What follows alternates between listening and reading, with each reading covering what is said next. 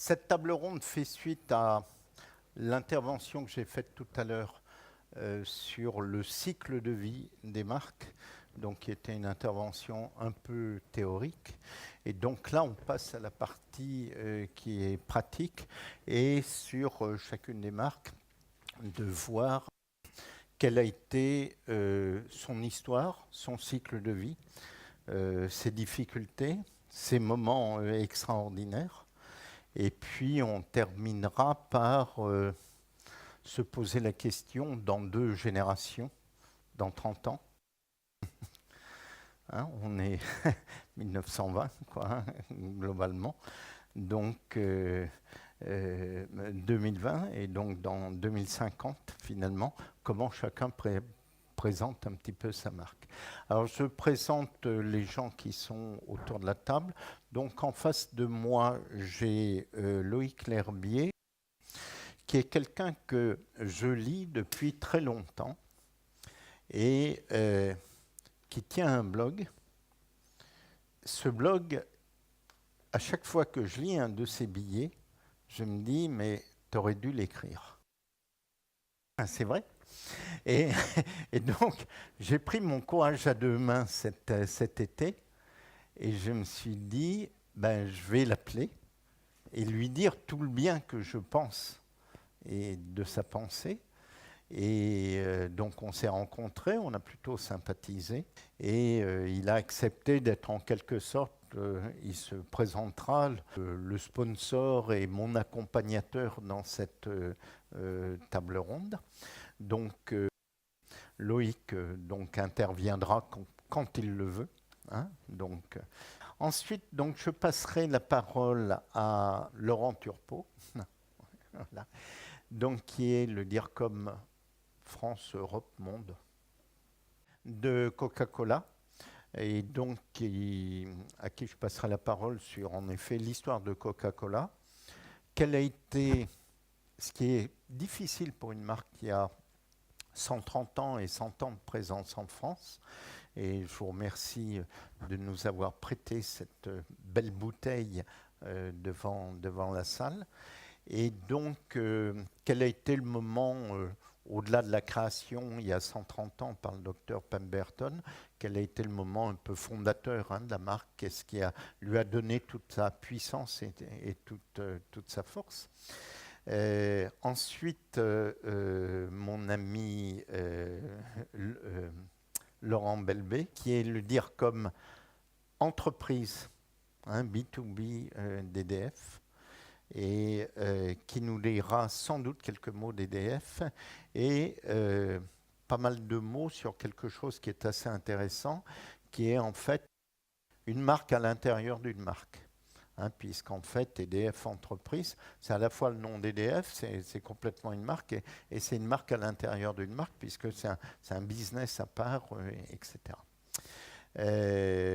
Ensuite, Anne Griffon, que je remercie d'être là et de représenter la moitié de l'humanité.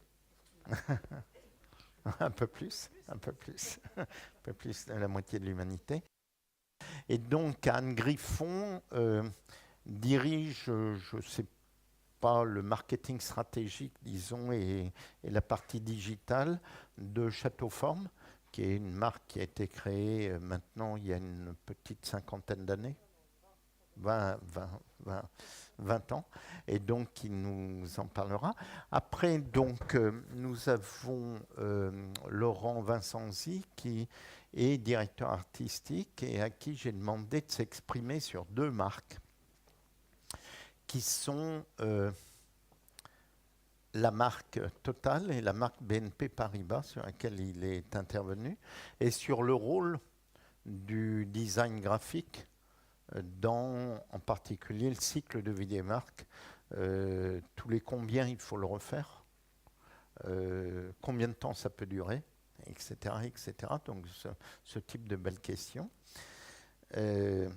Mon ami Jacques Royer, qui est lui chef d'entreprise, est l'homme qui a entre autres lancé Converse, et c'est au moment où on s'était rencontrés il y a maintenant quelques mois, à peu près, quelques années. Et donc, Jacques nous dira quelques mots. Il est en train de relancer de la même façon Kickers.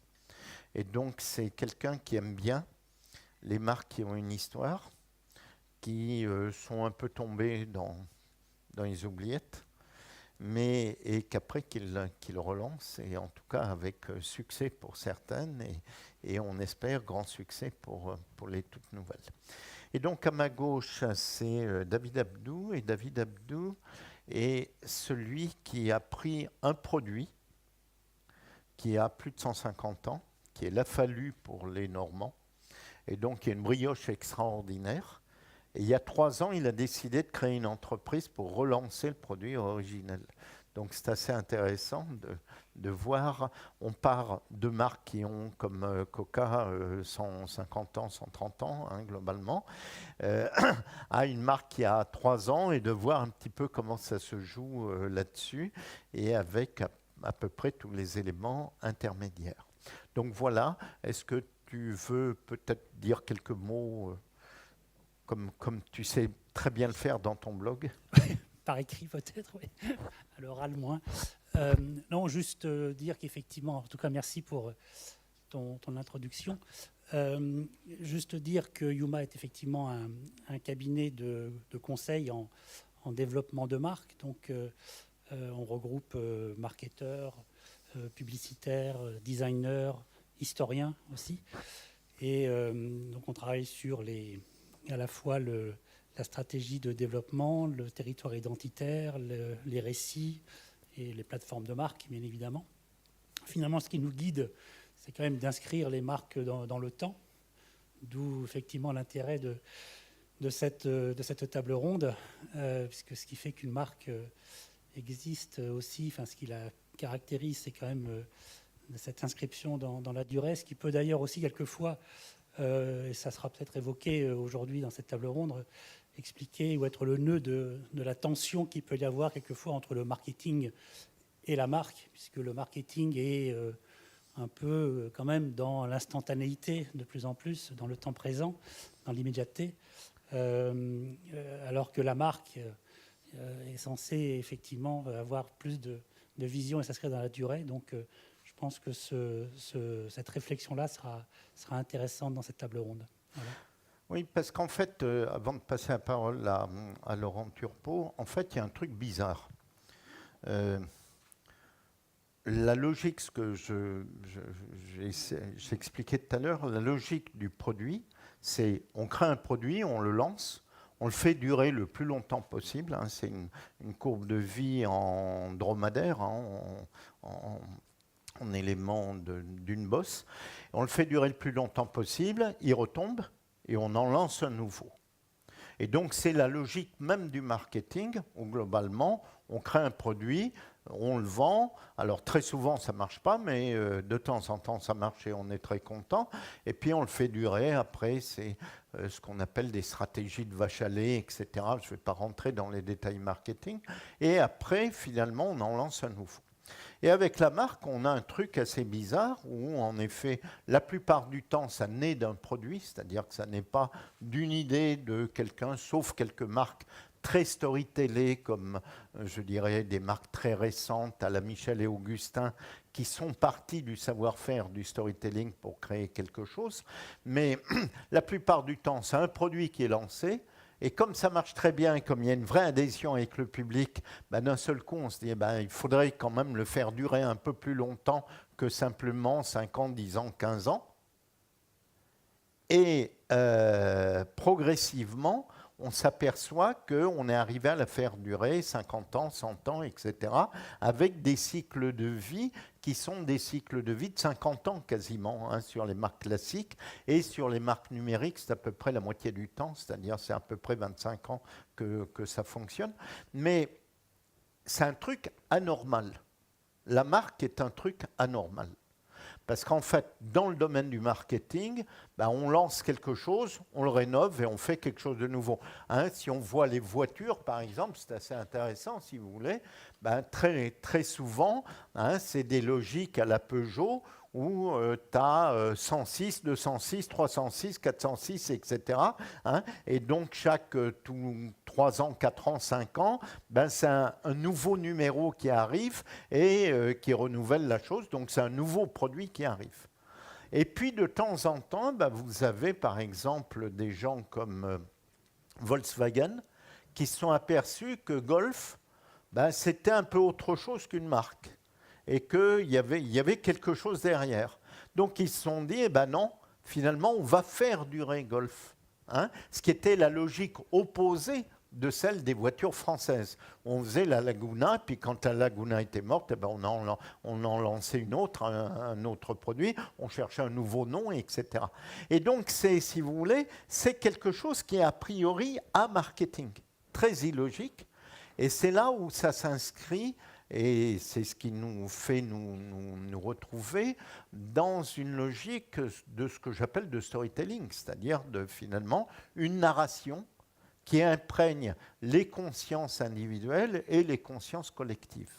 Hein, et non seulement les clients, mais qui va au-delà des clients, parce qu'une marque qui ne reste que dans la conscience des clients, ben, elle s'apparente un peu à un produit, elle finit par disparaître. Alors, mon cher Laurent, Coca-Cola, 130 ans, 100 ans en France. D'abord, pourquoi ça a mis 30 ans pour arriver en France? C'est même 133 ans. 133 Bonsoir ans. à toutes et à tous, et merci aussi pour cette invitation. Oui, c'est en 1886 que John Pemberton, donc, qui est un pharmacien, a créé cette boisson qui s'appelle aujourd'hui Coca-Cola et qui donc a fêté son 133e anniversaire cette année et surtout son 100e anniversaire en France, donc qui pour nous forcément était une année particulière. Une année particulière en France parce que nous fêtons ce 100e anniversaire et j'écoutais avec attention votre introduction. Vous disiez que la France, c'est un peu l'Europe. Et c'est vrai, puisqu'en fait, ce 100e anniversaire français correspond aussi au 100e anniversaire européen pour Coca-Cola. C'est-à-dire que le premier pays dans lequel la marque est arrivée, c'est la France. C'était dans le port de Bordeaux. Et c'est aussi donc cette année-là, en 1919, qu'a été délivré le premier permis d'exploitation, c'est-à-dire la licence pour produire localement du Coca-Cola, puisque dans la très grande majorité des pays où nous opérons, le Coca-Cola, comme toutes les autres marques que nous produisons, sont réalisées dans le pays où c'est commercialisé. Depuis, le succès a été énorme. Je ne vais pas pouvoir vous raconter toute l'histoire parce qu'il faudrait une bonne partie de cette soirée. Donc je vais essayer de me concentrer sur quelques éléments clés. Et le succès a été tel que nous sommes présents dans tous les pays du monde, sauf 2. Je vous propose d'y réfléchir et si on a le temps à la fin de ce débat, peut-être que vous pourrez me dire, me proposer quels pays, selon vous, sont encore privés de Coca-Cola. J'ai entendu une proposition à ma gauche qui est plutôt bonne. Et donc, Coca-Cola fête ses 100 ans en France et en Europe. Pour nous, ça a été donc un moment extrêmement fort qui nous renvoie à votre question. Comment est-ce que Coca-Cola a fait pour défier le temps et durer 100 ans en Europe, mais à l'échelle internationale, 133 ans? Et ce qui nous a apparu très clairement, c'est que ça ne se fait pas beaucoup en regardant le passé, mais certainement en regardant l'avenir. Donc pour nous, fêter 100 ans, c'est plus regarder, sinon les 100 prochaines années, en tout cas les 30 prochaines années, mais je pense qu'on en parlera tout à l'heure. Donc c'est la capacité à toujours innover, et c'est ce qui fait que Coca-Cola est encore aussi présent auprès des consommateurs. Et puis à la toute origine, une marque n'est pas une marque, c'est un produit, c'est ce que vous disiez, et la clé principale du succès de Coca-Cola, c'est certainement cette recette exclusive et ce goût très spécifique qui fait que les consommateurs nous apprécient énormément. Alors ensuite, vous demandiez quel est l'élément fondateur, qu'est-ce qui a fait que Coca-Cola est devenu Coca-Cola ou cette marque iconique. Et je trouve que c'est très difficile de répondre à cette question puisque nous sommes une marque globale, c'est-à-dire une marque internationale, mais qui agit beaucoup localement. Coca-Cola en France a une identité qui n'est pas celle de Coca-Cola en Allemagne et qui est loin d'être celle de Coca-Cola en Chine ou au Japon. Donc il pourrait y avoir une question par un multiple de 200, une réponse par un multiple de 200, pratiquement une par pays où nous sommes présents. Mais pour autant, si on réfléchit bien à ce qu'est la marque aujourd'hui, elle a une valeur intrinsèque que vous ne connaissez peut-être pas, et je serais ravi de vous l'apprendre si c'est le cas, qui est l'inclusion. C'est-à-dire que c'est une marque qui fait que les gens se rassemblent, qui a été présente dans de grands événements sportifs. La première marque a sponsorisé les Jeux Olympiques. Nous avons renouvelé ce partenariat et nous serons bien sûr présents sur les Jeux pour Paris 2024. Donc une marque d'inclusion et une marque qui s'est rassemblée, mais qui a eu le courage de rassembler et de prendre des positions extrêmement fortes. Et c'est pour ça que j'ai amené dans ma poche ce visuel, et j'aimerais bien qu'on le projette à présent si c'est possible. Voilà, je vous montrerai juste ça, c'est pas pour faire de la publicité, mais c'est pour expliquer cet élément fondateur. Donc là, nous sommes face à un visuel qui a un peu plus de 50 ans, qui a été réalisé dans les années 60. Est-ce que vous pouvez me dire ce que vous remarquez sur cette photo ? Mixité, métissage, pardon ? Ils ont l'air très contents, ils boivent du Coca-Cola. Hein. C'est une bonne... Donc effectivement, vous avez tout de suite vu la mixité. Alors parfois, certaines personnes me disent il n'y a pas de femmes. Donc ça, c'est un point que la marque a adressé plus tard dans sa vie. Il y a des hommes blancs et noirs sur ce banc. Est-ce que vous remarquez autre chose ? Pardon ? Il n'y a pas d'asiatique, c'est vrai. Ils sont tous jeunes et il n'y a pas de femmes, ou j'ai envie de dire, il n'y a pas encore de femmes. Il y a eu beaucoup d'autres publicités où il y a eu des femmes chez Coca-Cola. En fait, il y a un autre point à remarquer. Il est au centre de ce visuel entre les 3 personnes de gauche et les 3 personnes de droite. Vous voyez, il y a une sorte d'accoudoir, il y a une sorte de bar. Ces jeunes, ils sont assis sur un banc de la ségrégation. Nous sommes aux États-Unis. Les Blancs n'ont pas encore le droit de s'asseoir au même endroit que les Noirs. Ça peut paraître incroyable à notre époque, mais c'était vraiment le cas. On est dans les années 60. Et donc, John Woodruff, qui était le CEO de Coca-Cola à l'époque, a décidé d'aller un peu contre les idées reçues et même contre la réglementation, et de mélanger hommes blancs et noirs sur un même banc et d'en faire la publicité phare de cette époque et de ces années-là, en particulier chez Coca-Cola. Ça a fait beaucoup de bruit, c'était une position très courageuse, et je pense vraiment que c'était fondateur parce que jamais la marque ne s'est défait ensuite de cette philosophie et de ce combat. Et elle a toujours su, dans ses publicités, œuvrer pour l'inclusion, la diversité et le rassemblement.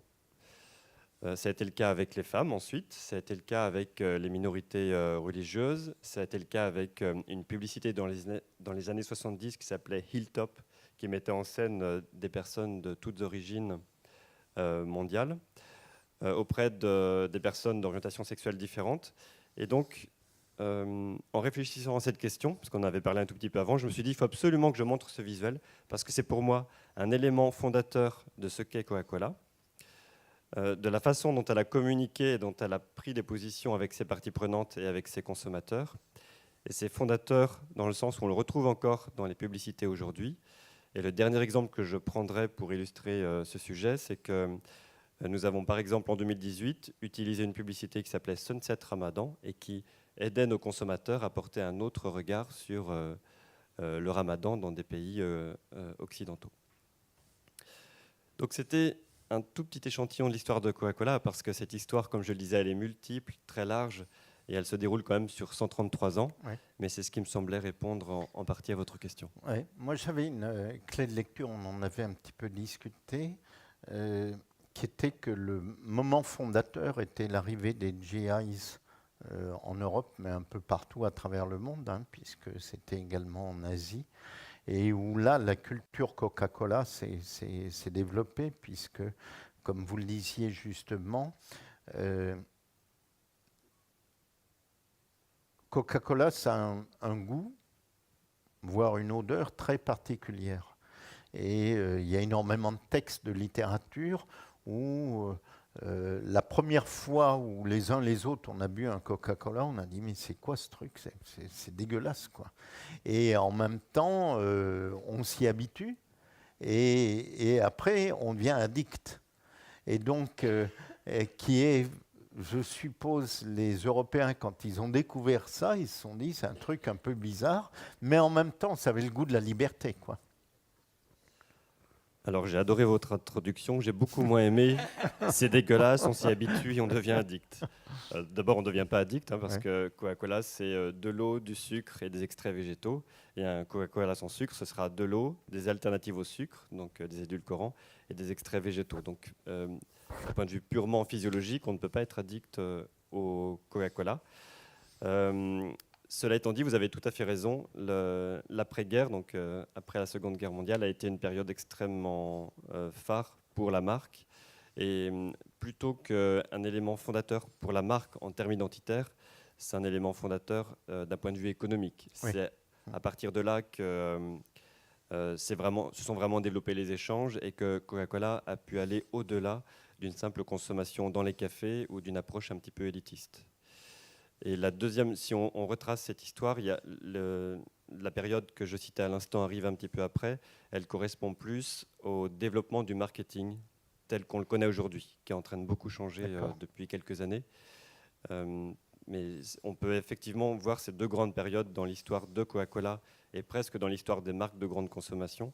Donc le développement quand même rapide de la richesse et des classes moyennes après la Seconde Guerre mondiale, et puis le développement international de grandes marques comme Coca-Cola, et vraiment l'explosion marketing et la puissance des marques à la fin des années 60. D'accord. Laurent Belbé, histoire pas tout à fait centenaire, puisque c'est plutôt 1945, hein, EDF. 46, exactement. Et donc, mais ça fait quand même 70 ans, et donc... alors, juste une petite précision, et je rebondis sur ce que disait Loïc. Je ne suis pas à la DIRCOM, parce que si nos propos s'éventent, je ne voudrais pas me faire incendier par mes petits collègues. Donc moi, je fais la direction marketing de la branche commerce. Voilà, c'est juste ça. Alors, EDF, c'est vrai que je m'occupe plus spécialement des marques commerciales, mais je ne peux pas parler évidemment d'EDF Entreprise sans évoquer EDF, puisque c'est vraiment la perception qu'a d'ailleurs le grand public, il retiennent essentiellement EDF, voire uniquement ça. Donc EDF, s'il faut retenir une date, c'est le 8 avril 1946. Et un nom, Marcel Paul. Voilà. C'est encore une grande figure tutélaire chez nous à EDF, avec sans doute Marcel Boiteux, qui a été le président, directeur général pendant plus de 20 ans de notre entreprise.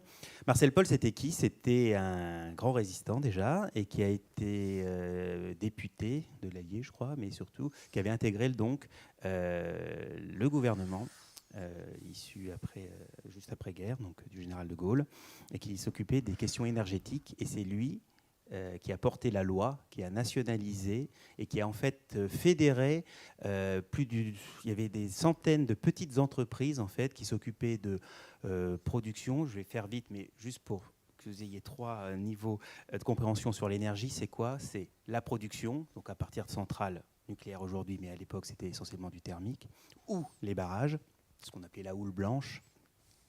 La France était séparée en deux. Le nord, c'était la houille noire, le charbon, et tout le bas, c'était la houille blanche, donc les grands barrages. Donc la production, le transport, comment on l'achemine sur les grands pylônes là, que vous voyez dans les champs souvent, et ensuite la distribution, aujourd'hui Enedis, donc ce qui vous l'amène chez vous. Juste ça. Donc à l'époque, en 1946, il y avait des centaines de sociétés.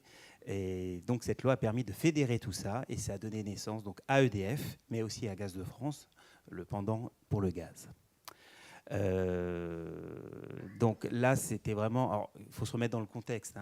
La France ravagée, détruite, tout est à reconstruire, des besoins en énergie de plus en plus croissants. Et... c'était vraiment un moment crucial, puisque ça a permis de mettre vraiment en branle et en action toutes les forces vives, justement, pour créer ce qui est aujourd'hui EDF. Et donc, ce qui animait là, il faut se remettre aussi dans le contexte, c'est le Conseil national de la résistance, donc c'est tout ce qui était les notions de service public, qui vraiment est notre ADN. Ce n'est pas un vain mot, puisque là, on le voit dans l'histoire, c'était vraiment ce qui a été à l'initiative de la création d'EDF. Donc, voilà. Donc, c'est vraiment le service public qui transcende vraiment la marque. Donc voilà pour EDF. Si Georges, tu me permets, donc le deuxième moment clé donc pour EDF Entreprises, c'est beaucoup plus récent. Elle a été créée le 1er juillet 2004. Et donc là, après des dizaines d'années de monopole, nous avons connu la grande aventure donc, de l'ouverture du marché de l'énergie. C'est quoi ? C'était créé, enfin, ça a commencé déjà en 1998 avec une directive européenne, hein, la loi NOM, qui était la nouvelle organisation du marché de l'énergie. Et donc, le temps qu'on la transpose en droit national, donc, ça a commencé par les grandes entreprises qui ont été démarchées après, donc qui ont pu s'adresser à d'autres fournisseurs qu'EDF. Donc, je la fais vite, hein, mais donc, ça a commencé en 1999 jusqu'en 2003, en fonction de la consommation de ces entreprises et du nombre de sites, mais je vais vite. Autre date clé, 2004, c'est l'ouverture pour les petits pros, donc boulanger, etc., tout ce qui est commerce de proximité. Et enfin en 2007, pour tout le monde, donc pour les clients particuliers. Je reviendrai peut-être dans une deuxième partie, justement, je parlerai aussi quand même des marques commerciales qu'on a lancées à cette époque-là, parce qu'il y en a d'autres que EDF Entreprises. Mais voilà, donc pour EDF Entreprises, vraiment le moment clé, c'était donc cette ouverture à la concurrence et créer une marque vraiment qui s'adressait à des clients et non plus des usagers. Ça a été une grande révolution. Je l'ai vécu un peu de l'intérieur, hein, puisque j'étais un peu conseil de Georges nous a beaucoup accompagnés tout au long de ces années sur de grandes marques. C'était un vrai traumatisme en interne. Ah oui, hein. absolument, parce que donc c'était une révolution, donc évidemment en externe, hein, puisque on crée des marques, etc. Mais en interne, je pense que c'est peut-être un peu excessif, mais vraiment une révolution culturelle digne des Chinois en 65. Donc c'était, faut vraiment se mettre dans le contexte aussi. Nous, on a quand même une entreprise. Je pense à l'instar de la SNCF que je connais peu, mais où la présence syndicale est quand même forte. Et donc, vraiment, avec ce que j'évoquais au début, ces notions de service public, ça a été quand même un chambardement. Sachez qu'aujourd'hui encore, près d'un tiers des clients ne font pas la différence entre Gaz de France, qui n'existe plus hein, comme marque, je rappelle, et EDF. Donc, vous voyez que depuis, donc c'est pour vous, juste pour vous dire que certains clichés, voilà, le poids de l'histoire et du storytelling a la vie dure. Ouais. Donc voilà. Voilà, c'était surtout ça que je voulais évoquer pour le moment fondateur. On pourrait y revenir. Est-ce qu'il y a un moment un peu particulier dans cette histoire de 70 ans où il y a eu une manière d'accélération ou de choses qui ont fait, où c'était à l'origine en fait que la marque a été finalement complètement... Pour EDF, c'est vraiment à l'origine. Mais après, c'est sûr qu'il y a eu des grandes vagues qui ont, par exemple, le lancement par le général de Gaulle de tous les investissements nucléaires, donc la construction des centrales à partir de la fin des années 70 jusque dans les années 80. Là, ça a été vraiment une grande vague. La construction des barrages, bien sûr, aussi. Donc voilà, c'est plutôt des grands chantiers qui ont modelé aussi le paysage français. C'est vraiment dans ce sens-là qu'on peut dire aussi que c'est une entreprise française, dans le sens... pas du tout chauvin, mais vraiment qui a fait la France quelque part quand même. Même si maintenant le groupe EDF est bien sûr implanté dans d'autres pays, essentiellement en Europe et en Chine et quelques pays d'Amérique latine. Mais voilà, c'est dans ce sens-là on peut dire que c'est vraiment une entreprise française. Pour raconter une anecdote, quand on travaillait ensemble et qu'on passait finalement du monopole à la marque, hein, globalement, et où on se disait c'est bien d'être un monopole, mais c'est encore mieux d'être la marque préférée des Français. Hein, c'était un peu le discours qui était tenu. Et donc, qu'on a été pendant de nombreuses années. Absolument. Et donc, marque préférée des Français, ça signifie, comme pour ceux qui ont l'habitude de travailler sur les marques, qu'on crée des valeurs hein, autour de la marque, des piliers, des mots-clés, etc. Et un des mots-clés naturels était la proximité. Hein, on est proche des gens. Alors, c'était encore plus vrai à l'époque qu'aujourd'hui, puisqu'il y avait des releveurs de compteurs qui arrivaient, etc. Donc, il y avait une proximité un peu comme la voiture bleue. Voilà, la voiture bleue, la Poste et ses facteurs, etc. Et donc, je me souviens que j'animais un comité où ça devait être un COMEX de l'entreprise, et on expliquait ça. Et la façon dont je fais travailler pour que les gens prennent conscience que les mots qu'on dit, ce n'est pas vain, c'est de dire, si tu es proche dans ta vie de tous les jours, ta vie privée, comment est-ce que tu es? Alors je dis bonjour, je fais une bise, etc. Et je me souviens du patron du nucléaire français, donc l'homme qui portait la transformation énergétique de notre pays. À l'époque, enfin on était un peu en fin de cycle, mais c'était hyper important. Donc c'était sans doute presque aussi important que le président de la République. Hein. C'était vraiment, il portait un truc lourd sur les épaules. Et d'un seul coup, il me regarde, il se tape le front, et il se dit, ça y est, j'ai compris. Désormais, quand j'irai à mon bureau, je saluerai les secrétaires qui sont dans le couloir. Et c'était assez intéressant, c'est-à-dire que d'un seul coup, on passait d'un monopole qui était une logique, j'allais dire très technologique, à une logique où on se tournait vers les gens, et c'était vraiment intéressant. Moi, c'est un moment qui m'a beaucoup ému quand cette personne dit « ça y est, j'ai compris ». Quand on dit qu'on est proche, on l'est vraiment, et c'est cette logique de marque qui était en train de se transformer et qui a vécu pas mal d'années et qui continue de vivre aujourd'hui, quoi. Ma chère Anne. Excellente transition. Transition pas énergétique pour le coup. Oui, effectivement. Donc, Château Forme, non content d'être la moitié de l'humanité. Je crois que je suis la plus jeune aussi, en tant que marque, en tout cas. Non, c'est Mamie Normandie.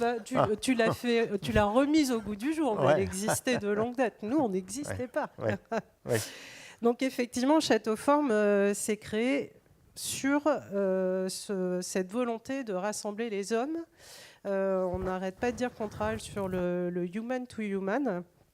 Et elle est née d'une frustration à la base, et c'est vraiment l'événement fondateur et ce qui a créé la marque. Donc je redis juste que fait Château Forme pour ceux qui ne travaillent pas dans des entreprises d'une certaine taille et qui ont la chance de travailler avec vous. Voilà, ou de nous rendre visite. En tout cas, on organise des séminaires et des événements pour les entreprises. Le concept s'est créé il y a 20 ans sur la base d'une frustration de Jacques Horowitz, qui était professeur en marketing et qui donnait beaucoup de cours dans des hôtels et des lieux pour travailler, pour parler justement du service, du parcours client et de l'importance. C'était assez novateur à l'époque, hein, c'était il y a 30 ans, voire 40 ans, de l'importance du parcours client et de savoir reconnaître un client, enfin vraiment toute cette notion de service qui aujourd'hui sonne comme une évidence. C'était un monsieur a priori assez caractériel, et donc un beau jour, il est allé voir Daniel Habitant avec qui il travaillait, qui à l'époque avait Photoservice. Et il lui a dit, écoute, j'en ai marre, je rends mon tablier, tu me demandes de parler de démarche de service dans des lieux qui sont atroces, la bouffe est dégueulasse, je pense que c'est à peu près les termes, hein. On a des lieux qui sont inadaptés, on n'a pas le matériel pour travailler, on est mélangé avec des familles, j'arrête. Voilà. Et donc Daniel, qui se veut toujours beaucoup plus calme et constructif, lui a dit, écoute, tu as deux solutions. Soit effectivement tu poses le crayon, soit tu proposes autre chose. Et donc la petite histoire dit que ça s'est passé un vendredi. Il est revenu le lundi et il avait écrit tout le concept sur une feuille A4. Et ce concept, il était très simple. C'est on vous reçoit dans une demeure de charme par un couple avec de la cuisine faite maison et vous êtes chez vous, tout est à disposition. Voilà. Donc on cassait complètement le principe de l'hôtellerie où tout est très normé. On cassait complètement le principe d'on mélange tous les genres, tous les styles et essayez de vous débrouiller là-dedans. Une autre chose qui était extrêmement importante, c'est que tout était inclus. Donc pour l'entreprise, il y avait zéro surprise. Et quand je dis il y avait, en fait, il y a toujours zéro surprise puisque rien n'a changé dans l'offre 20 ans plus tard que l'on fait. Donc aujourd'hui, c'est 70 lieux que l'on propose en Europe. Ce sont toujours des couples qui tiennent. Alors pour répondre à la question, oui, ce sont de vrais couples. Ils viennent avec leur famille, avec leurs enfants, leurs chiens, leurs animaux de compagnie. Voilà. Et quand ils se séparent, ça se et quand passe ils se comment? séparent, alors ça c'est une chose, c'est une deuxième chose qui est très importante chez Châteauforme et qui, en fait, C'est interdit de se séparer. alors ça non, c'est absolument pas interdit parce que la vie est faite de ça. Et comme on est aussi, on s'est construit sur des fondements dits d'entreprise humaniste. Le principe, c'est que l'humain est au centre et on parle de symétrie des attentions. C'est-à-dire que ce que l'on souhaite, c'est que les talents, donc les employés de Châteauforme, aient le même traitement et la même attention que celle que l'on souhaite offrir à nos participants et à l'ensemble de nos clients. Donc, vous allez avoir cette attention aussi. Donc, évidemment, la vie peut faire que vous ne vous entendez plus.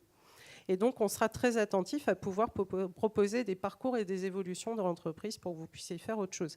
Sachant que le principe de base, c'est que quand vous devenez couple chez Châteauforme, vous avez eu une vie avant. Donc, vous avez un métier, vous avez une formation, vous savez faire autre chose que couple. Ce qui vous amène à devenir couple, c'est la passion de l'accueil, l'envie de faire plaisir, puisque en fait, ce qui nous anime tout, notre why, le fameux, c'est l'amour du client. Alors, comme ça peut paraître un peu basique, ouais. Mais sauf que c'est vraiment ce qui anime chacun des talents de l'entreprise. Ils sont, entre guillemets, formés pour ça. On leur donne tous les éléments et c'est cette hyper autonomie et cette envie de faire plaisir qui les anime tous les jours. Donc voilà. Et donc l'événement fondateur, il est là. C'est juste un moment de dire j'en ai ras-le-bol. Moi, je vais le faire à ma façon. Et donc il a commencé dans sa propre maison. Donc voilà, ça on a rien changé, quoi. Donc maintenant, nous, notre enjeu, et bon, on ne va pas tout de suite déflorer le deuxième sujet de qu'est-ce qu'on sera dans 2 générations, mais nous, notre vrai sujet, c'est justement cet amour du client et cette envie de faire plaisir et cette hyper autonomie qu'on donne aux gens sur ce principe d'entreprise humaniste qui est quand même assez complexe à mettre en place. Ça marche à 2, ça marche à 10. Aujourd'hui, on double de taille tous les 3 ans, donc là on est 2000, on vise 4000 dans 3 ans, on a 70 maisons, on en vise 90 dans 3 ans. Comment réussir à conserver justement cette flamme, cette envie? Alors j'ai envie de dire, pour l'instant ça marche, on est tous porteurs et garants de ça.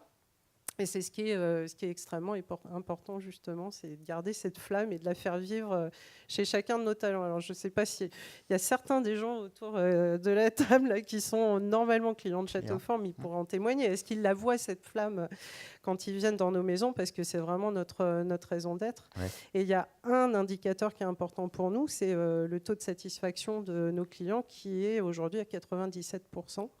Et qu'on se doit de maintenir, voilà, c'est notre... À ce niveau-là.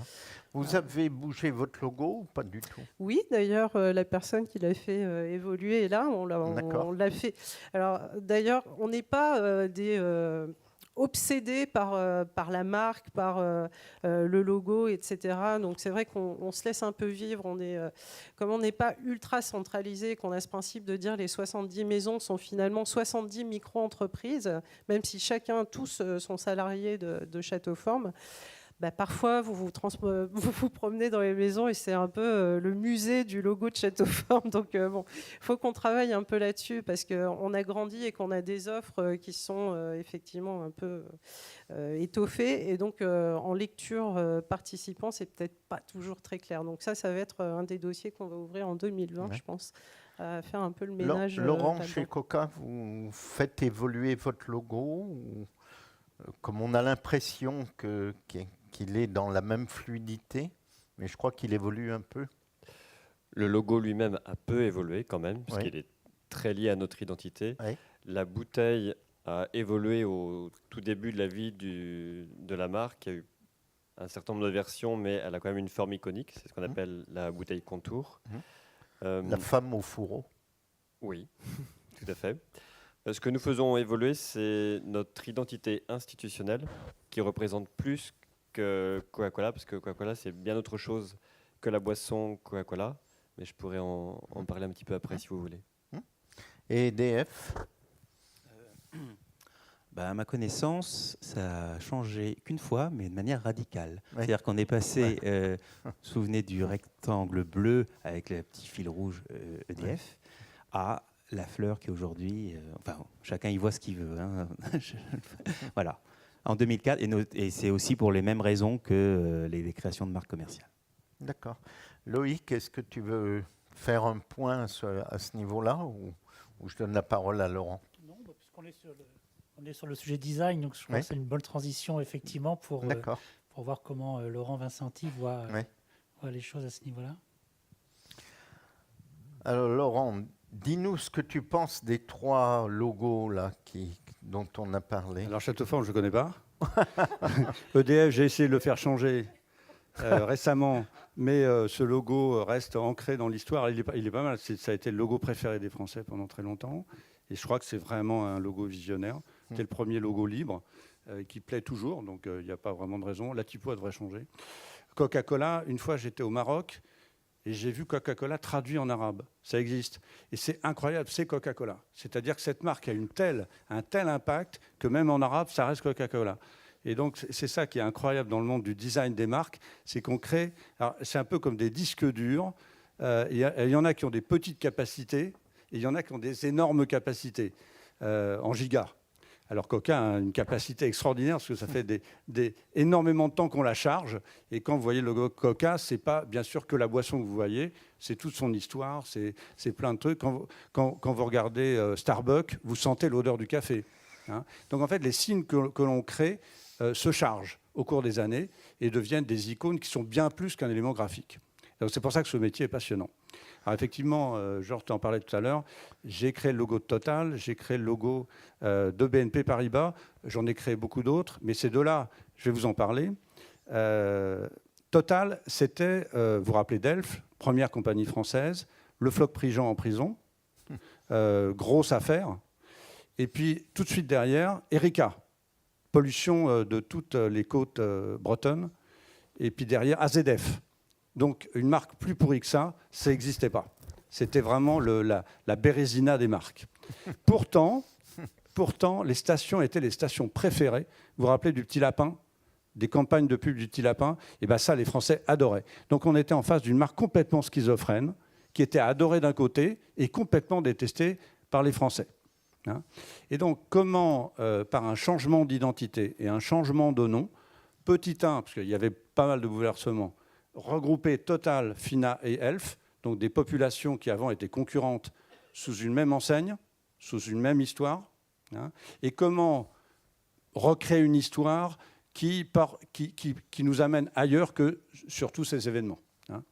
Et donc, on a commencé par écrire un film, une histoire. Et l'histoire, ça a été, parce que toutes les marques partent d'une histoire. Hein. Chacun peut raconter son histoire. Donc l'élément fondateur de cette histoire, c'était Total fait tourner le monde et le monde fait tourner Total.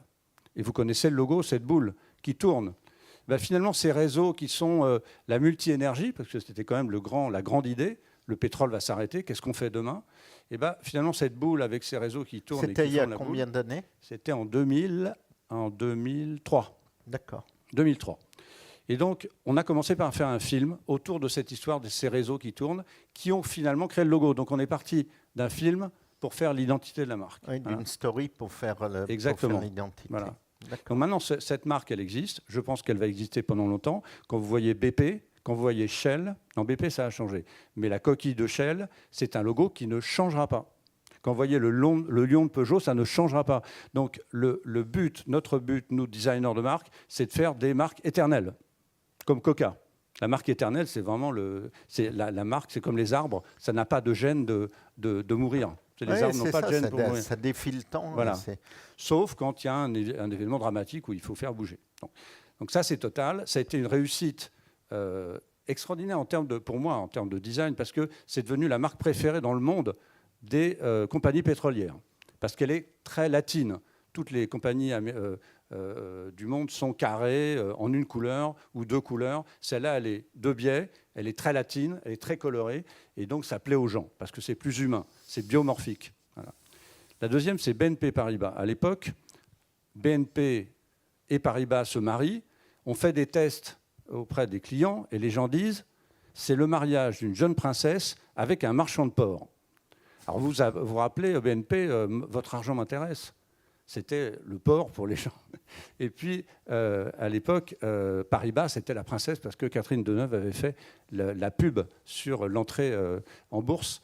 Et donc, on avait deux cultures complètement différentes qui se croisaient. Il fallait trouver un symbole, une histoire qui allait rassembler les gens, encore deux populations, sous une nouvelle identité. Et donc, avec Antoine Cyr, à l'époque, un des plus grands DIRCOM que j'ai rencontrés, très visionnaire, on a réfléchi ensemble et on a sorti la banque d'un monde qui change. Donc c'est encore une histoire. Comment faire d'une banque quelque chose d'autre que la Société Générale, dont vous connaissez le logo, un carré rouge, un carré noir, ça ne change pas, c'est carré, c'est très structuré, et donc il fallait inventer une autre banque, d'où c'est ce qu'on a appelé la courbe d'envol, cette transformation d'une étoile en oiseau qui parlait de cette vocation de banque, c'est-à-dire un monde qui change, donc une banque qui va changer avec le monde. Donc voilà les deux éléments fondateurs de la création de logo. C'est vrai que moi j'interviens toujours aux éléments, au moment fondateur des marques, et c'est ça qui est passionnant, parce que plus ça dure, plus j'ai bien travaillé, et plus je suis content. Et Total et BNP, ça a bien marché. Paribas, c'était quand? C'était 2000. 2000. Donc les deux ont 15 ans et 20 ans, quoi, hein, globalement, arrivent aux 20 ans. Oui. Est-ce que, quelle est pour toi la durée de vie d'une identité visuelle?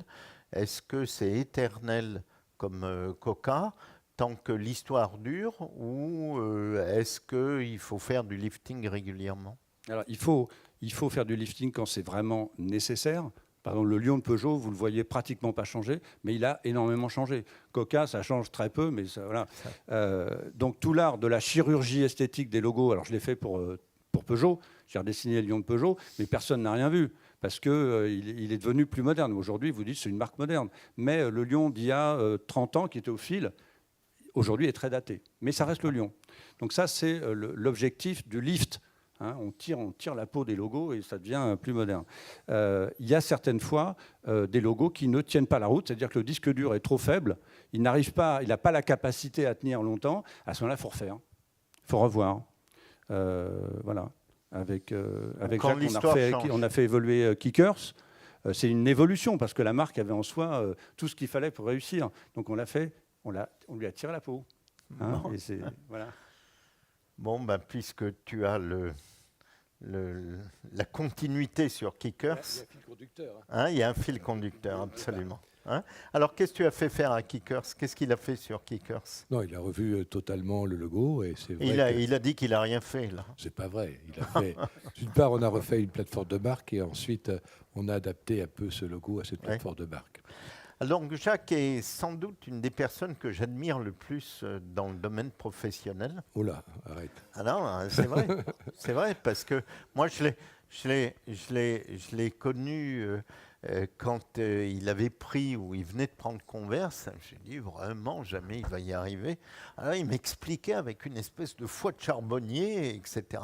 Et il a mis en pratique des méthodes marketing qui étaient méthodes de Sioux, hein, globalement, et vraiment, il a fait rebondir un phénomène qui était a priori étouffé, en tout cas qui n'existait plus. Donc, vraiment, si tu peux nous faire partager à la fois tes idées, comment on fait rebondir une marque, et l'histoire du rebond de ces deux marques, c'est intéressant, quoi. Bon, je dirige l'entreprise depuis 40 ans. C'est une entreprise de commercialisation de chaussures. Et dès les années 90, j'ai cru très fort à la sneakers. Donc aujourd'hui, sur 400 millions de paires vendues en France, il y a 200 paires de sneakers. Dommage d'ailleurs. Oui. Kickers, ce serait bien. On commercialise à peu près 23 millions de paires de chaussures. Donc une histoire... Ses parents, pour la petite histoire... fabriquaient rien du tout, ils étaient petits commerçants. Des pantoufles. En chaussures. Non, dans la chaussure. Oui, et mes grands-parents étaient ouvriers en chaussures. D'accord. Donc on a à Fougères, on a une ligne, la chaussure. Donc en 2000, exactement en 2000, eh bien, une certaine vision. J'ai un avocat américain qui me téléphone de Hawaï en disant « Jacques, est-ce que Converse t'intéresse ?» Ils étaient chapitre 11 aux États-Unis, c'est-à-dire faillite. En France, c'était dans des bacs à Saint-Ouen et ailleurs, donc c'était complètement enterré. Alors cette marque-là, quand même, elle est de 1906. C'est 1908. Une des premières marques de sport, c'était vraiment une marque de sport en 1908. Ils se sont lancés rapidement dans la basket. Et par exemple, en 1984, ils étaient un des sponsors des Jeux Olympiques et ils sponsorisaient des tennisman comme Connors ou des champions de basket, Magic Johnson, Larry Bird, c'est vraiment des grands champions. Donc une marque vraiment purement sport.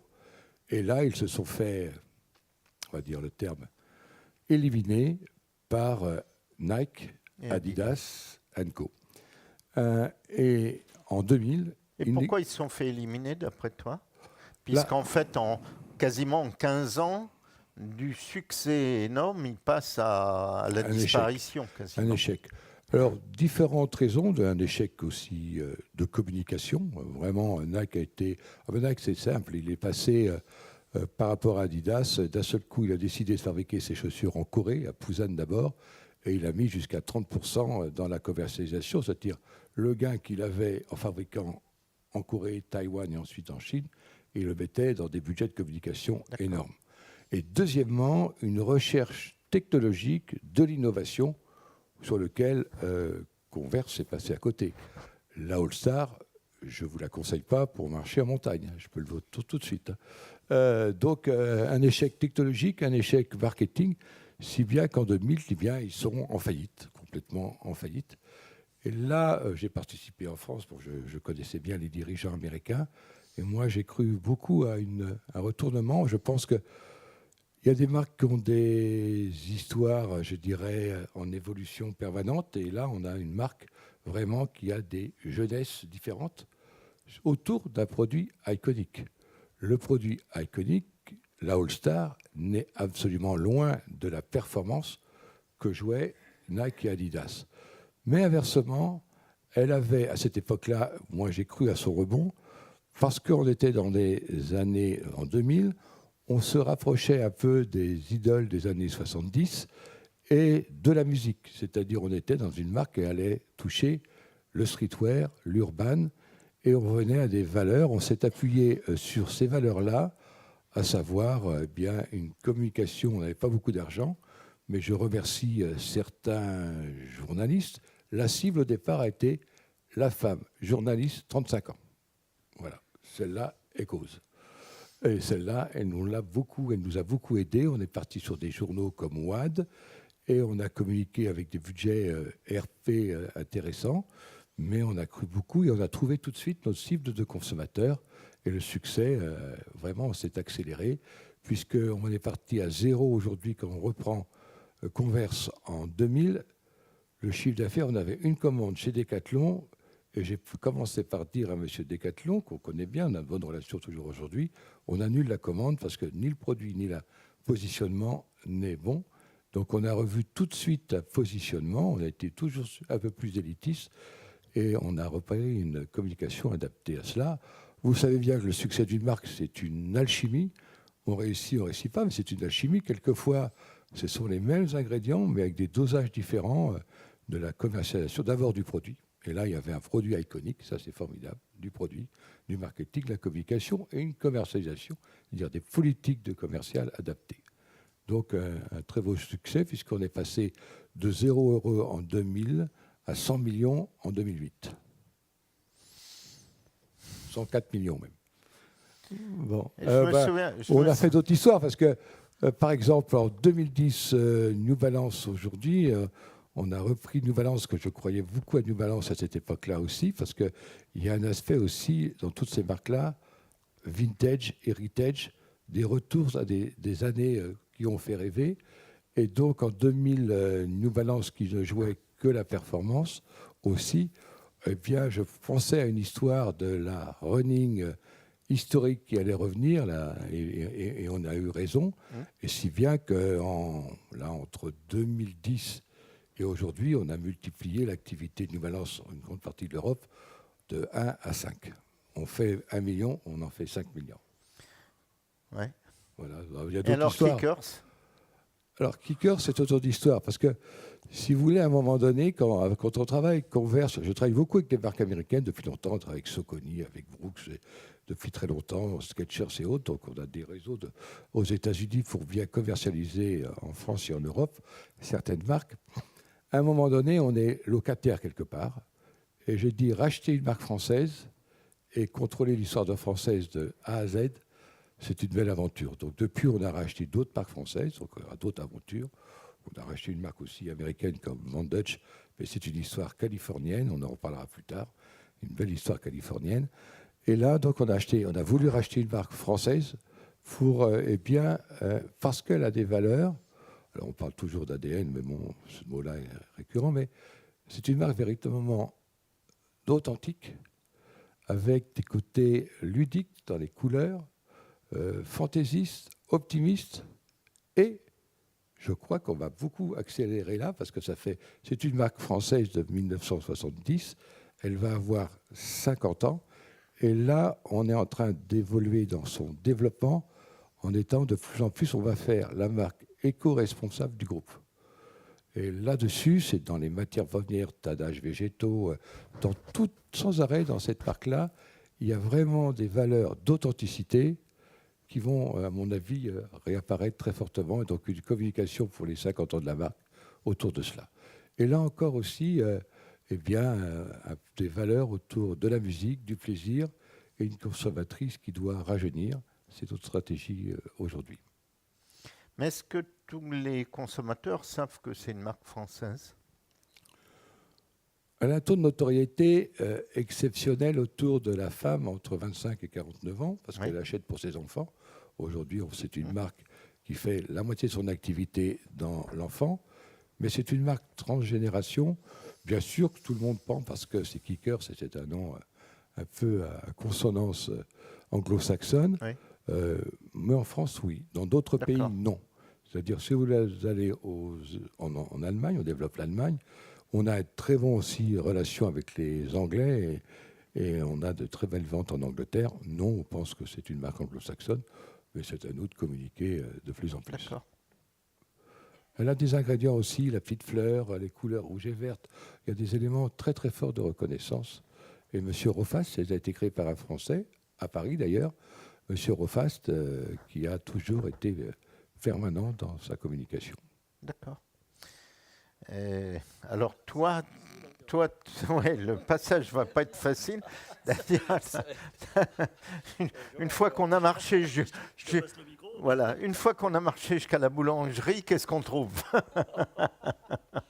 Alors moi, c'est une histoire un peu atypique parce que donc j'ai passé 20 ans à relancer une vieille marque de limonade, l'Orinac, et j'ai contribué à cette réussite, puisque on a relancé une vieille limonaderie dans l'est de la France où on avait remis au goût du jour la limonade. David était directeur commercial marketing de l'Orina, donc qui est l'entreprise qui a relancé la limonade à l'ancienne, quoi. Voilà. Et donc un jour, je me suis retrouvé devant ma télévision et je suis tombé sur un reportage sur la gastronomie et j'ai retrouvé la brioche de mon enfance. Et donc cette brioche que mes parents me glissaient dans mon sac de piscine, qui était la brioche, la Fallu, qu'on trouvait autour de la périphérie de chez moi, dans quelques boulangeries. Et donc, c'est une marque qui n'était pas déposée depuis plus d'un siècle. Et en regardant cette émission, je me suis rendu compte qu'il y avait une confrérie qui défendait les valeurs du produit depuis une quarantaine d'années. Et j'ai décidé de remettre au goût du jour cette brioche. Donc, on m'a dit, David, c'est quand même un sacré challenge que tu prends, puisque c'est une marque dans les livres culinaires, qui est à la bibliothèque de Paris. Enfin, ça va être compliqué de reprendre cette marque. Tu as une chance sur deux pour qu'il y ait une opposition sur la marque. Et qui ne tente pas n'a rien. Donc j'ai tenté et donc je suis devenu le propriétaire de la marque La Fallu. Et donc je suis reparti de zéro comme ça. Et puis je suis allé voir un centre de recherche et développement et j'ai remis au goût du jour ce produit avec des bons ingrédients, des ingrédients nobles, puisque j'ai voulu mettre dans cette brioche du bon lait entier, de la farine récoltée par des producteurs français, des œufs de poule élevés en plein air de Normandie, voilà, du lait entier. Plus personne n'utilise du lait entier aujourd'hui dans la viennoiserie. Donc, et surtout, je ne voulais pas de conservateur, je ne voulais pas de colorant, je ne voulais pas d'arôme artificiel. Et je suis parti comme ça. Du beurre d'Isigny. Du beurre d'Isigny, la crème d'Isigny. Enfin, voilà. Donc, on m'a pris pour un fou, puisqu'à l'époque, des œufs de poule élevés en plein air, c'était du quasi impossible. Donc, on est parti comme ça, en 2016. Et puis, à la suite de ça, j'ai travaillé avec un centre de recherche et développement. On a réussi à travailler le produit pendant 9 mois. Et puis, au bout de 9 mois, le produit était sorti. Et j'ai décidé après de trouver un endroit pour fabriquer le produit. Et j'ai créé un atelier de fabrication à Bayeux, où je me suis installé dans cette ville par hasard. Je suis arrivé dans le bureau du maire, il a tapé du poing sur la table en me disant « c'est dans ma ville que vous allez fabriquer le produit ». J'étais content parce que je me disais « il va me donner des subventions pour monter l'atelier et tout ça, ça va être intéressant ». Et au final, non. Mais il peut ouvrir les bras quand même. Mais il m'a ouvert les bras et en me disant « écoutez, c'est super, on va vous accompagner, on va vous mettre à disposition un local ». Puisque moi aussi, cette brioche, je la mangeais quand j'étais petit. Et donc, il y a une chaîne d'amitié qui s'est créée autour de ça. Et donc, on est parti de zéro comme ça. Et puis, on a commencé à fabriquer le produit. On a créé une boîte dans une boîte, comme une boîte d'allumettes. On a un gros laboratoire de 600 mètres carrés. Et puis, on a commencé à vendre autour de la périphérie. On a commencé par les hôtels. Je voulais absolument avoir la bénédiction des grands chefs. Et puis, on a eu de la chance. On a le patron du Bristol, Eric Fréchon, qui est passé donner une formation à proximité de chez nous et qui est venu nous voir en nous disant « vous avez un super produit, continuez, gardez le cap, mettez du bon beurre, de la bonne crème, du lait entier. Ça va être difficile pour vous puisque vous allez vendre un produit qui va être vendu 3 fois plus cher, voire 4 fois plus cher qu'une brioche industrielle, mais restez là-dessus. » Et puis à la suite de ça, moi j'ai 3 enfants, j'ai voulu essayer aussi avec les écoles. J'ai essayé avec les écoles. On a essayé, on a touché 1400 enfants. Et puis là, on a les mamans qui sont venues nous voir à l'atelier en disant « mais où on peut trouver cette brioche ?» Et puis de cette idée-là, je me suis retrouvé, puisque j'ai passé une vingtaine d'années à travailler avec la grande distribution. Donc on m'a toujours dit fais ce que tu sais bien faire. Donc j'ai continué à aller voir mes anciens clients en leur disant j'ai un projet, c'est génial, faut y aller, fonce. Bon voilà. Et puis j'y suis allé. J'ai commencé avec Monoprix et puis aujourd'hui on a créé une dizaine d'emplois. On est en train de relancer une vieille endormie, une vieille brioche qui était consommée à l'époque pendant la fête des rois et pendant les mariages. Voilà. Donc avec un vrai savoir-faire, puisque on découpe notre brioche encore au ciseau aujourd'hui, on n'utilise aucune scarification. Donc je pense qu'on est dans le coup, quoi. Voilà. Et rentable, pas rentable? Ouais, rentable au bout de la 3e année. Ah, super, voilà. Bravo. Et alors, comment tu te vois dans 30 ans? Dans 30 ans déjà... Combien tu auras de produits? Si on voit nos amis de Coca, ils ont quelques marques et on en parlera. Et donc, combien tu vois de produits et tu te vois faire quoi? Alors déjà, je ne veux pas me disperser, donc je veux continuer à fabriquer la Fallu, ouais. Créer d'autres marques autour de la viennoiserie, rester dans le segment haut de gamme, dans le premium, continuer à... on dit toujours, effectivement, j'entendais tout à l'heure, c'est pas la marque qui fait le produit, mais c'est le produit qui fait la marque. Pour moi, à mon sens, si on fait de la qualité... quelle que soit la marque, je pense qu'il faut rester là-dessus. Et comment je me vois donc, dans 30 ans, d'abord équilibrer mes clients, c'est-à-dire en fait travailler aussi bien avec la grande distribution que le RHF ou les collectivités. Voilà, proposer du bon, et puis surtout faire de l'export. Puisque je vois bien l'entreprise faire demain 50% de son chiffre d'affaires à l'exportation. Voilà. D'accord. Loïc, est-ce que tu veux faire un point de ce que tu as entendu? Non, je ne sais pas. Moi, ce que je retiens, ce qui est intéressant dans toutes ces histoires, c'est qu'on parlait en commençant du cycle de vie des produits et en disant que justement une marque devait, elle, sortir de ce cycle de vie et s'inscrire dans la durée. Donc, mais ce qui est intéressant, c'est de voir que, en fait, une marque peut disparaître et revenir quelques dizaines d'années plus tard, doit se transformer comme EDF s'est transformé, ou comme Converse, New Balance se transforme, ou s'est transformé, ou a rebondi après une quasi-faillite. La question posée sur Château Forme, qui était comment garder la flamme en permanence, en fait. Et c'est vrai que c'est bien le sujet du débat sur comment on peut défier le temps. Et en fait, on a un peu le sentiment aussi qu'une marque, une fois qu'elle a le statut de marque, c'est-à-dire qu'une fois que c'est plus un produit, mais c'est une marque, elle devient un peu immortelle, quelque part. Mais pour autant, comme une princesse endormie qui attend qu'un prince charmant vienne lui faire un baiser sur la bouche pour la réanimer, par exemple, pour des marques qui ont disparu. Mais même si une marque, une fois qu'elle a le statut de marque, devient immortelle et rentre un peu à l'académie des marques ou l'académie marquaise, s'il fallait trouver Dans le dictionnaire des marques, créer oui. un mot, inventer un nouveau mot, devenir immortelle. Mais donc même si elle est immortelle en tant que telle, en fait, il faut qu'elle se renouvelle sans cesse, qu'elle se transforme en permanence. C'est ça la vraie difficulté au fond. En fait, si tu veux, tous les 50 ans, tu as 3 générations qui sont passées. Et donc la génération qui va commencer, elle ne connaît pas du tout l'histoire. Physiquement, elle peut le lire dans les livres, mais globalement, sensoriellement, elle ne connaît pas du tout l'histoire de la marque. Qu'est-ce qui a fait la réussite une 50aine d'années avant, quand Laurent Belbé nous parle d'EDF 1945, qui était un grand mouvement à la fois de nationalisation, de regroupement, d'espoir, etc. Un gosse qui a 20 ans aujourd'hui, 1945, c'est Vercingétorix, c'est à peu près la même chose, quoi. C'est de l'histoire, c'est ce qui est dans les livres et c'est de l'histoire. Et donc c'est là où, en effet, tous les 50 ans, et c'est très difficile, la marque quasiment doit se réinventer, très souvent en repartant des facteurs de réussite originaux.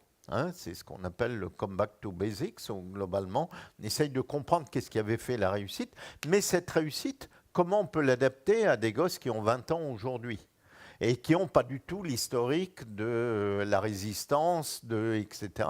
Où là, bon, il y avait un historique qui a amené à cette société telle qu'elle était, ou ces deux sociétés telles qu'elles étaient. Et c'est assez intéressant de voir ça, et c'est très compliqué, en particulier en interne.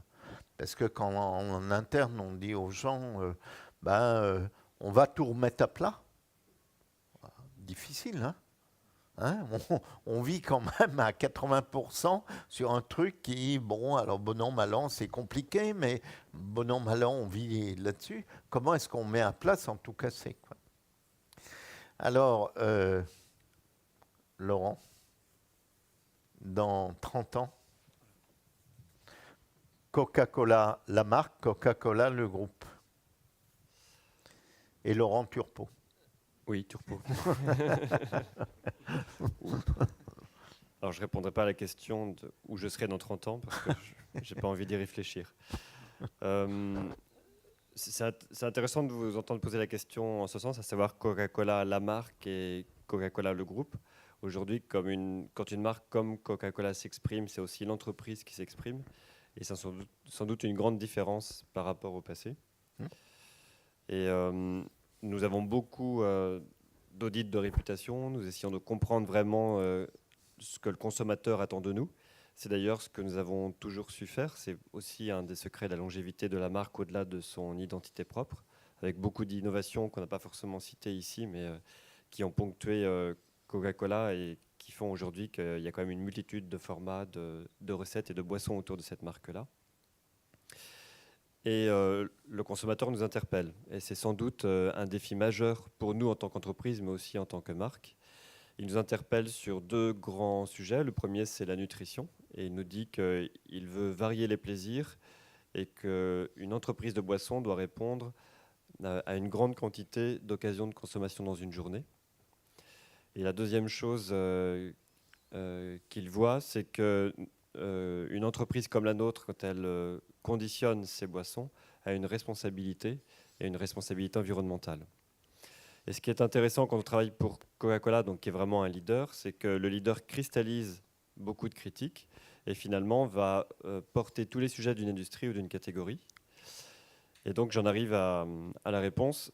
Pour moi, dans 30 ans, Coca-Cola aura répondu à ces attentes et donc réussi à apporter des réponses très concrètes sur ces 2 préoccupations. Donc ce ne sera plus une marque, mais des marques. Et c'est déjà très bien orienté puisque nous avons décidé, il y a à peu près 3 ans, nous avons annoncé vouloir devenir une entreprise de boissons. C'était déjà le cas dans plusieurs pays du monde, mais ça ne l'était pas en France où plus de 90% de notre activité était très liée aux marques pétillantes et en particulier Coca-Cola. Et nous voulons lancer chaque année une nouvelle boisson, ce qui est extrêmement ambitieux, ce que nous avons réussi jusqu'à maintenant. Nous allons essayer de le faire au moins jusqu'à l'année prochaine. Et en 2 ans, nous sommes devenus le challenger des thés glacés avec une marque qui s'appelle Fusty. Nous avons développé une marque qui s'appelle Honest, qui est aussi la première boisson bio dans sa catégorie.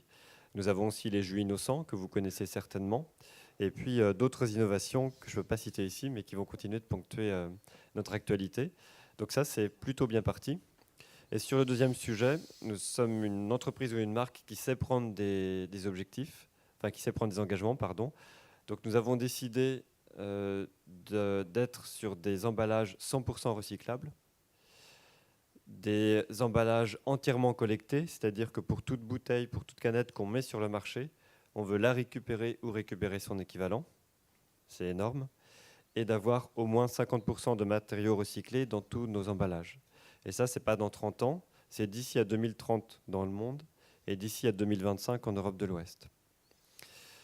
Et donc, on est en train d'y travailler, on n'y est pas encore. Aujourd'hui, nos emballages primaires sont 100% recyclables en France. On œuvre beaucoup pour mettre en place des systèmes qui vont permettre de collecter nos emballages. Je pense que la consigne est vraiment une solution incontournable. Et nous savons maintenant faire des emballages 100% à partir de 100% de matériaux recyclés si on voulait. C'est-à-dire qu'une bouteille en plastique, je note qu'il n'est pas une marque du groupe Coca-Cola, pourrait... Ça, j'y suis pour rien. Pourrait, si on avait la matière à disposition. Je veux bien admettre que les Adidas que j'ai au pied, j'y suis pour quelque chose, mais là, j'y suis pour rien. Pourrait, en fait, si on le souhaitait, être réalisé à partir de 100% de plastique recyclé. On sait faire ça aujourd'hui. Donc, vous parlez du packaging, dans les détails seraient beaucoup trop longs. Donc, en résumé, dans 30 ans, donc oui, j'étais en train de calculer, on va dire en 2050, mais j'espère avant, Coca-Cola, ce ne sera pas une marque, mais des marques. Ce sera une marque qui conditionne dans ses boissons dans des packagings entièrement en accord avec les enjeux environnementaux, et peut-être même dans pas de packaging du tout, et une marque qui continue d'inspirer et d'attirer des talents. Tu as la parole pour les 30 ans qui viennent. Ah, ok, d'accord. Je réponds sur la proximité.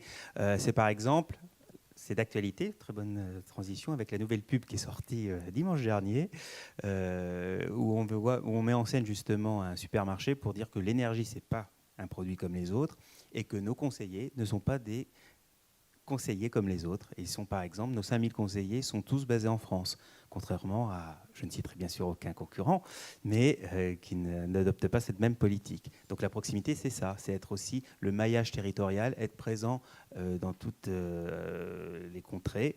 Et aussi, j'avais évoqué le service public au début. Je ne suis pas sûr que tous nos concurrents iront alimenter des clients qui sont au fin fond de la Creuse ou de la Lozère. Nous, on a une obligation de desserte. Voilà, c'est ça aussi la proximité. Et dans 30 ans ? Alors, dans 30 ans... Alors, une entreprise, plusieurs entreprises, une marque, plusieurs marques. Hein, bon, déjà, je rappelle que l'État est quand même à 83% notre actionnaire, donc ça dépendra aussi de certaines décisions. À 83%. En revanche, moi, ce que je vois, c'est que déjà, c'est un groupe qui se transforme et que EDF, ce n'est pas seulement de l'électricité. Il y a du gaz, mais c'est aussi des services. Et ça, je pense que c'est ça essentiellement qu'on va développer, notamment en termes de mobilité électrique. Je pense que c'est un des grands enjeux. En termes de production, alors, certes, le nucléaire reste un fondamental. Reste fondamental pour nous, mais on développe énormément les énergies renouvelables, ne serait-ce que déjà avec le parc hydraulique, qui est quand même plus de 15% de la production nationale. Donc tous ces enjeux-là autour du renouvelable, du plan solaire et aussi de ruptures technologiques comme par exemple le stockage. Ça, on croit beaucoup avec des batteries qui vont se développer, l'autoconsommation. Et je parlais des véhicules électriques, mais il y a plein de solutions aussi maintenant avec les véhicules électriques qui seront au garage, mais qui serviront de pile et qui alimenteront en même temps donc, la consommation dans le foyer. Donc il y a beaucoup de choses comme ça. Donc je pense que l'avenir d'EDF passera par des grandes ruptures technologiques qui changeront les usages qu'en auront les clients par rapport à l'énergie. Et vous pensez à faire une voiture électrique ou... Alors, je ne peux pas trop en parler, mais en tout cas, on a des accords, c'est sur la place publique avec certains constructeurs. En tout cas, c'est un domaine. On a 3 grands plans en fait qui ont été annoncés par le président Lévy. Donc c'est le plan solaire, le plan véhicule électrique et le plan stockage. Donc ça, c'est vraiment les grandes orientations actuelles d'EDF. D'accord. Alors pour dire un mot sur, sur Coca, vous avez sans doute remarqué qu'au dernier mondial, jusque-là, quand il y avait des événements internationaux, il y avait quasiment que la marque Coca. Et là, il y avait une alternance pour conforter ce que disait Laurent Turpot. Il y avait une alternance entre la marque Coca, Fusti, Powerade, etc., donc Minute Maid, donc un certain nombre de marques du groupe, ce qui montrait en effet une vraie volonté de rééquilibrage de l'ensemble des offres. Alors, Château Forme dans 30 ans? Ça oblige à un gros exercice de synthèse, en fait, ta question.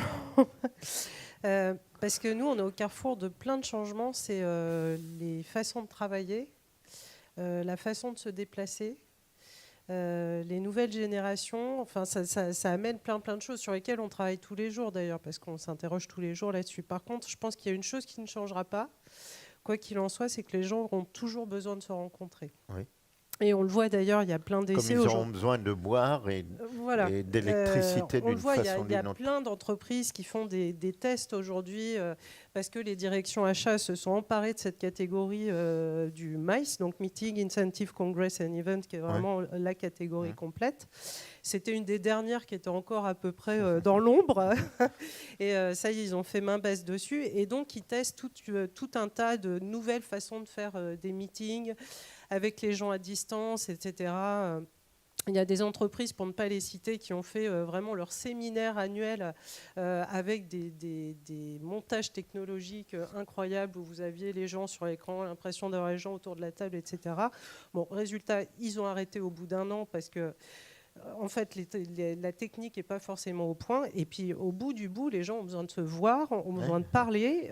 Tout le monde n'est pas latin, mais bon, malgré tout, c'est la réalité. Donc voilà, après, comment les transports vont évoluer, tout ça, ça va forcément avoir un impact.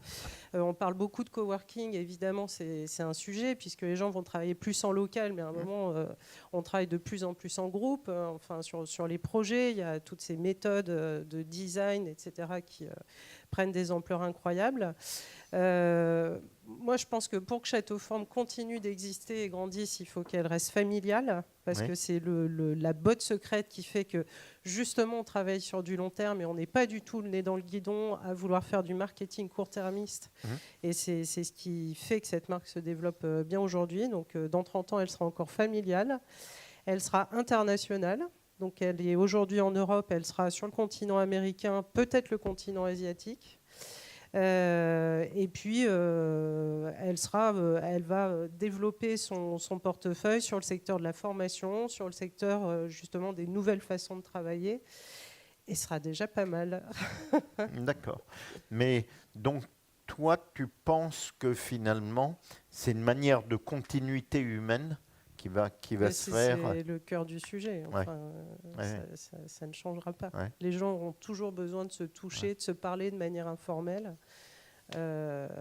Parce que c'est ce qui, enfin, on voit bien que ce qui ne fonctionne pas, c'est la com. Si quelque chose ne marche pas, c'est parce qu'il y a une rupture de communication sur n'importe quel sujet. Donc, on voit bien que c'est le lien naturel de toute l'évolution des entreprises, quoi.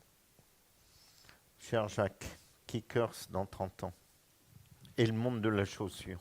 Alors, Kickers, alors je veux distinguer aussi l'entreprise de Kickers. Dans le part dans l'entreprise, c'est sûr qu'on a un savoir-faire. Oui, on a Royer et Kickers. Oui.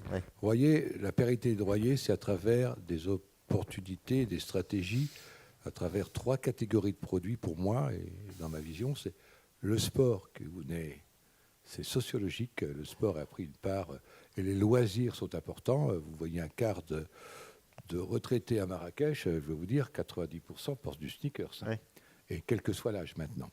Donc il y a le sport, c'est sociologique. Donc nous, d'une part, il y a toujours d'autres opportunités de commercialiser différentes marques étrangères, et on vient de racheter une marque française, une toute petite marque française, qu'on veut construire gentiment, qui s'appelle Hungaria. C'est la seule marque française de sport à côté du Coq Sportif, et qui a une belle petite histoire à construire. Là, on est en train de la construire autour du rugby. Le deuxième, d'autres marques vont arriver. J'essaye de négocier aujourd'hui d'autres marques en ce moment, et de les racheter d'ailleurs, autour de la santé. Parce que là, je crois qu'autour de la santé, la population vieillissant, le pied étant essentiel, la chaussure étant essentielle, on est en train de réfléchir sur... là, on ne réfléchit pas, on travaille depuis 2 ans sur une chaussure qui va pas guérir le diabète, mais qui peut le retarder. Et toute la santé est un phénomène où l'entreprise doit s'engager sur cette voie. La troisième, c'est Kickers. Kickers a un avantage exceptionnel pour dire qu'est-ce qu'elle sera dans 30 ans.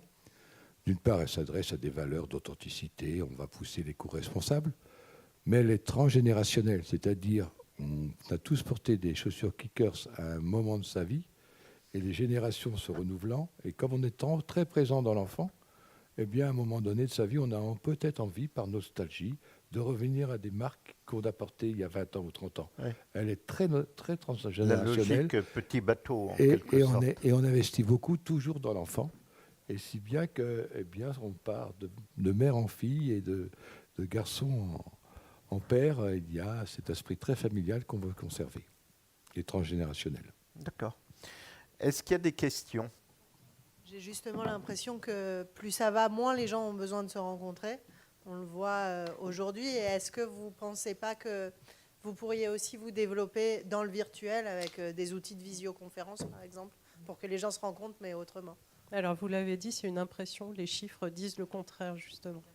C'est-à-dire que, oui, on a de plus en plus de modes de travail qui nous facilitent le travail collaboratif à distance, et c'est ce qui permet tous ces mouvements de coworking, etc. Et de pouvoir... Il y a des plans en Île-de-France et dans beaucoup de villes du monde où les gens devront, à 15 ans, voire même moins, passer moins de 10 à 15 minutes dans le transport pour aller au travail. Donc forcément, il y a des mouvements de fond énormes qui vont se faire là-dessus et qui vont obliger ce que vous dites, la technologie. Mais néanmoins, il y a un moment, les gens ont besoin de se voir pour partager le plan annuel, pour lancer un projet important, pour échanger sur différents sujets.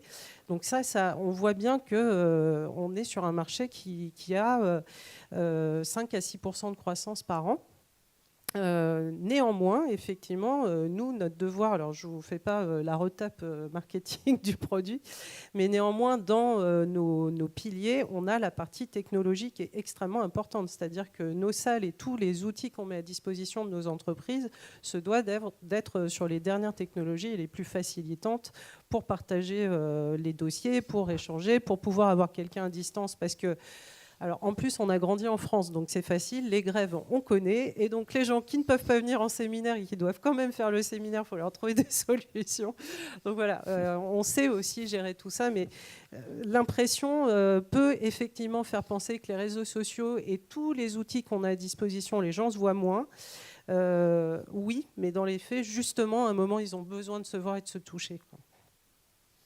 Oui, j'ai écouté à propos de la France, j'ai écouté sur BFM, je crois hier, avant-hier, Simoncini, donc celui qui a lancé Mythique, et donc qui est en train de travailler sur des vélos alors ce qu'il appelle le smart bike, hein, donc très techno, etc. Et il disait, comme on est né en France, qu'on connaît bien la France et toutes les difficultés, on peut aller partout dans le monde. C'était un peu ça. Est-ce qu'il y a d'autres questions ? Oui ? J'ai un petit peu honte de poser ma question parce que je ne suis pas du tout dans ce milieu-là, mais c'est aussi pour ça que je la pose. Je suis issue du milieu hospitalo-universitaire et je voulais savoir pour vous tous ce que représentait une marque pour un hôpital ou pour une université et quels conseils vous donneriez aux responsables de com. Justement, on travaille sur ce sujet-là en ce moment avec l'hôpital Saint-Joseph. Donc on a fait, j'avais fait à l'époque l'image de cet hôpital quand ils se sont regroupés. Et l'hôpital fait converger des tas de milieux culturels différents. Donc à l'époque de Saint-Joseph, il y avait les bonnes sœurs, il y avait les médecins, il y avait les infirmières, il y avait les polytechniciens. C'est un milieu extrêmement complexe où il y a convergence de cultures très différentes. Mais il y a un cœur qui anime l'hôpital en général et le milieu hospitalier qui est extraordinaire. Donc les valeurs dont vous parliez tout à l'heure, elles sont très très présentes dans le milieu hospitalier parce que vous avez un métier qui a une vocation de sauver la vie et donc il n'y a même pas à se poser la question du sens. Votre sens, c'est de soigner les gens, d'aider les gens.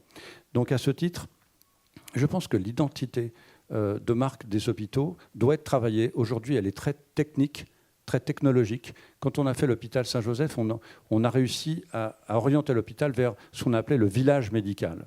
Parce que ce que recherchent les gens dans le monde médical, c'est ce dont vous parliez tout à l'heure, cet accompagnement de proximité, l'humanisme, l'humanité qui peut se croiser entre les médecins, les patients, etc.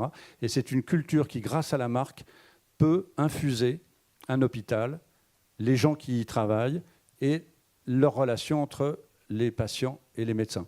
Donc je pense que la marque a un rôle fondamental dans ce milieu hospitalier. Je peux me permettre, Georges, Bien sûr. justement, à l'occasion d'une prise de parole que j'ai faite, alors qui était moins sur la marque, mais sur notre organisation d'entreprise humaniste, il y a une personne qui gère une clinique privée et qui a ce projet de créer une marque et quelque chose de plus grand. Et en fait, il a souhaité qu'on se voit après. On a pris une demi-journée pour travailler ensemble sur l'organisation, en fait, et justement avoir une raison d'être. C'est quoi le projet, donc qui tombe un peu sous le sens quand vous êtes dans ce milieu-là.